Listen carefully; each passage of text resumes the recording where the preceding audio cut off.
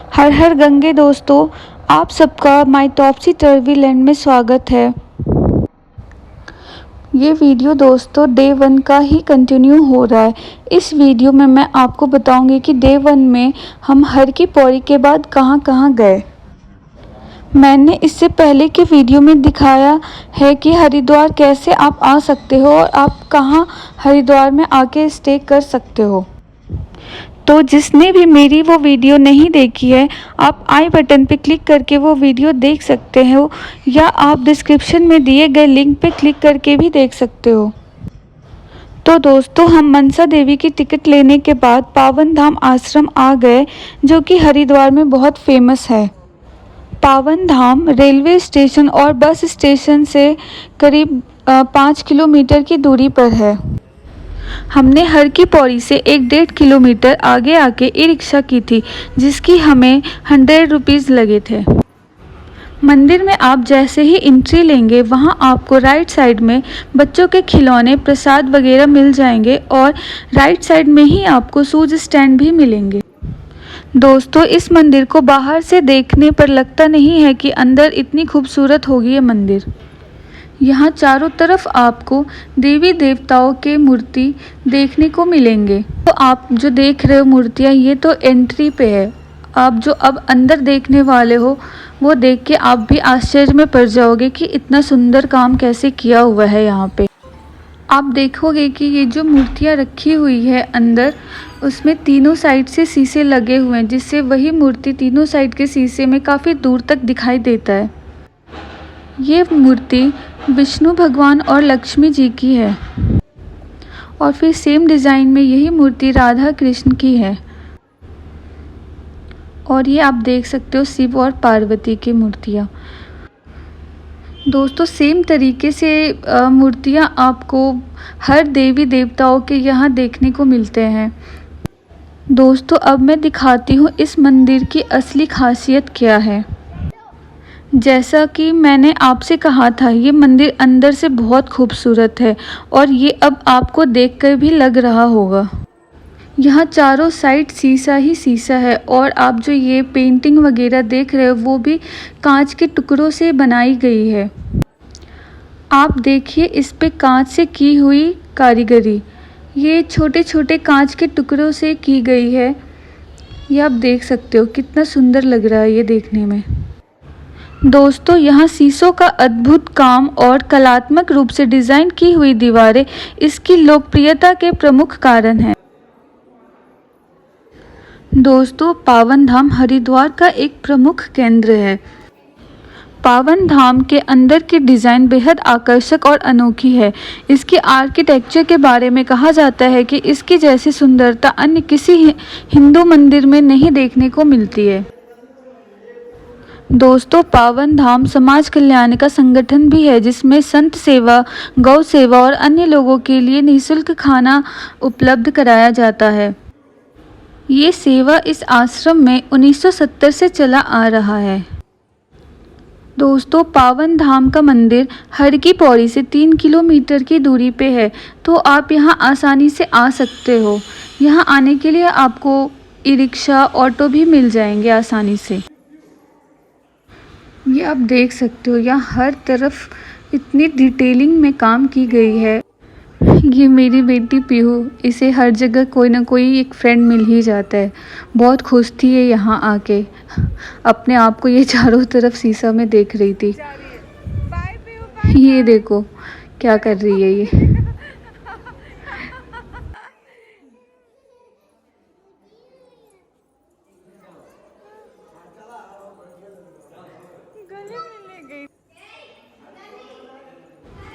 दोस्तों, यहाँ आप जैसे जैसे अंदर जाओगे, यहाँ की सुंदरता देख के आपको बहुत ही हैरानी होगी।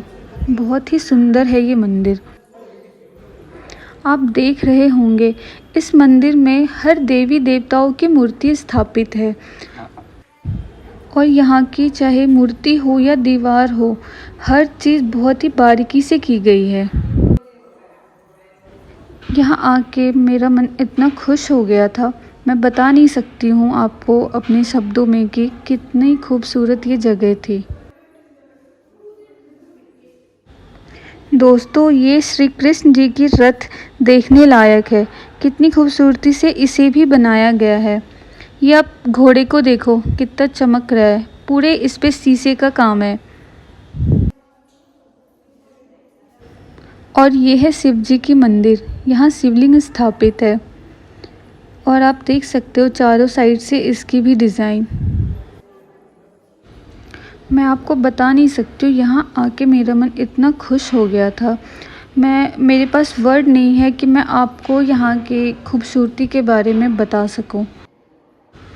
यहाँ इतने लोग थे फिर भी बहुत शांति थी यहाँ पे।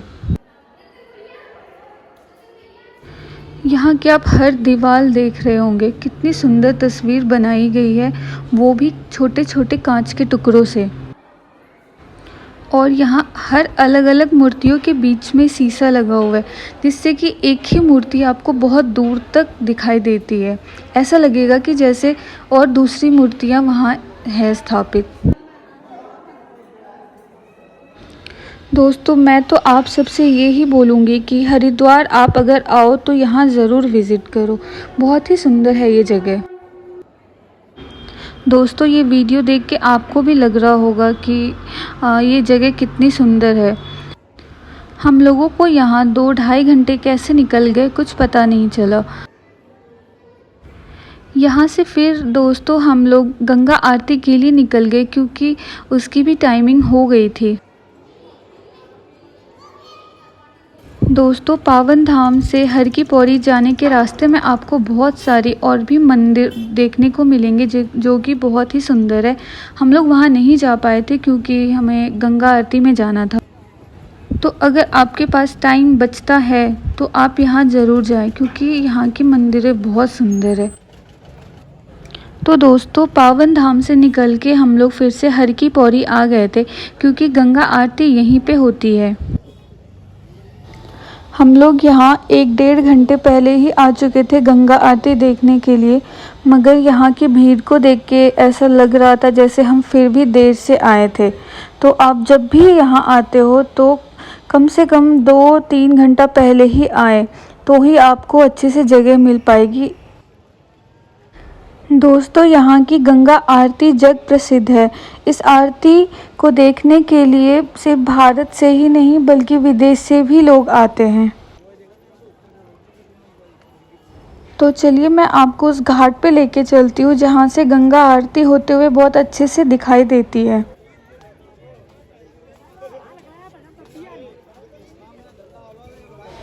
आप जब हर की पौड़ी घाट आओगे तो आपको यहाँ भी पूजा के सामान और खाने पीने की चीज़ें मिल जाएंगी। ये देखो दोस्तों कितनी भीड़ है यहाँ पे। यहाँ सामने में आरती होती है और इस साइड भी लोग बैठते हैं, और जहाँ आरती होती है उस घाट पे भी पीछे लोग बैठे हुए हैं। ऐसा कहा जाता है कि यहाँ गंगा आरती देखने लाखों में लोग आते हैं। आप खुद भी यहाँ की भीड़ को देख के अंदाज़ा लगा सकते हो कि कितने लोग आए होंगे गंगा आरती के लिए। इसके बाद भी लोग अब और आ ही रहे थे। इसीलिए मैंने आपसे बताया कि जो टाइमिंग है गंगा आरती की, उससे आप 2-3 घंटा पहले ही आए तो ही आपको आगे में सीट मिलेगी, जहाँ से आपको अच्छे से गंगा आरती दिखाई देगी। गंगा आरती सबसे ज़्यादा प्रसिद्ध हरिद्वार में ही है। ऐसा कहा जाता है अगर आप गंगा आरती देखे बिना चले जाते हो तो आपकी यात्रा पूरी नहीं होती। वैसे तो गंगा आरती सुबह और शाम दोनों टाइम होती है, मगर ज़्यादा लोग आते हैं शाम की आरती ही देखने के लिए। यहाँ गंगा आरती का समय सूर्य के उदय होने और डूबने के अनुसार तय होता है। मार्च से अक्टूबर में यह सुबह 5 बजे से 6:30 बजे के बीच होती है और शाम की आरती का समय 5:30 से 7 बजे के बीच होती है। और सर्दियों के मौसम में सुबह के समय आरती 6:30 बजे से 7 बजे के बीच होती है। वहीं शाम की आरती 5 बजे से 5:30 बजे के बीच होती है। तो आप अच्छे से देखने के लिए कोशिश करें कि 2-3 घंटा पहले ही आ जाए। गंगा आरती की शुरुआत मां गंगा की मूर्ति को पालकी में घाट पर लाने से होती है और इसके बाद पंडित संस्कृत में मंत्रों का उच्चारण करते हैं और साथ में मां पंचामृत का भोग लगाया जाता है। और इसी दौरान ही पंडित जगन्नाथ की लिखी कविता गंग लहरी का पाठ भी होता है। इसके बाद घाट पर मौजूद श्रद्धालुओं से दक्षिणा ली जाती है।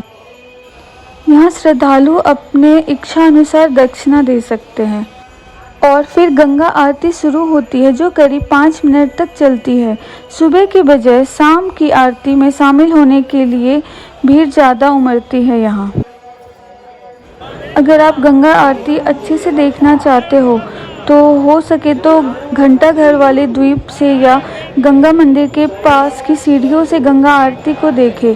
यहाँ से व्यू बेहद खूबसूरत आता है।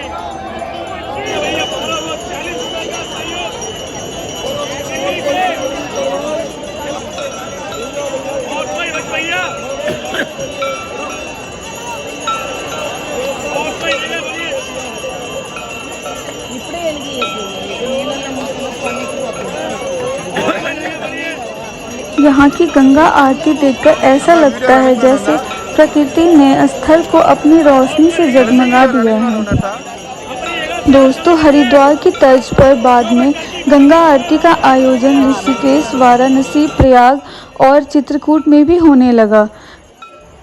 हरिद्वार की गंगा आरती को देखते हुए 1991 में वाराणसी में दशाश्वमेध घाट पर प्रारंभ हुई थी। यहाँ श्रद्धालु खुद से भी आरती के लिए दीप और प्रसाद अपने घर से लेके आते हैं और आपको घाट पर आने के बाद भी फूल और दीप मिल जाएंगे जिससे आप आरती कर सकते हो।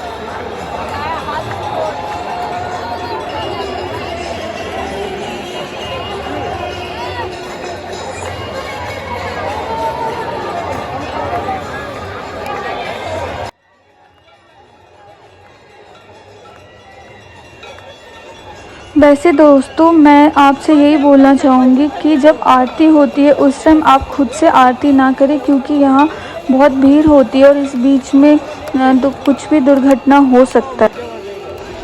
इसलिए आरती ख़त्म होने के बाद जब भीड़ कम होनी शुरू होती है तो आप साइड में जाके अच्छे से आरती कर सकते हो।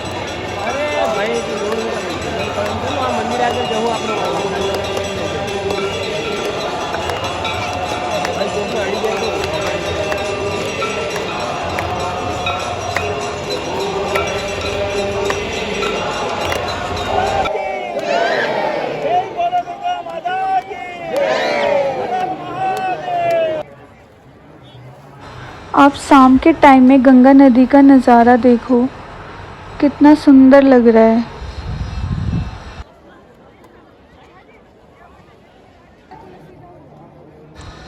मैं जब घाट पे आई थी तब ये फूल और दीप खरीदी थी 30 रुपीज़ में। आपको यहाँ आराम से ये मिल जाएगा। शायद आपको अंधेरे की वजह से वीडियो में अच्छे से नहीं दिख रहा हो। जब यहाँ गंगा आरती समाप्त हो गई फिर श्रद्धालु खुद से भी गंगा जी की आरती करके दीप को गंगा नदी में बहा रहे थे।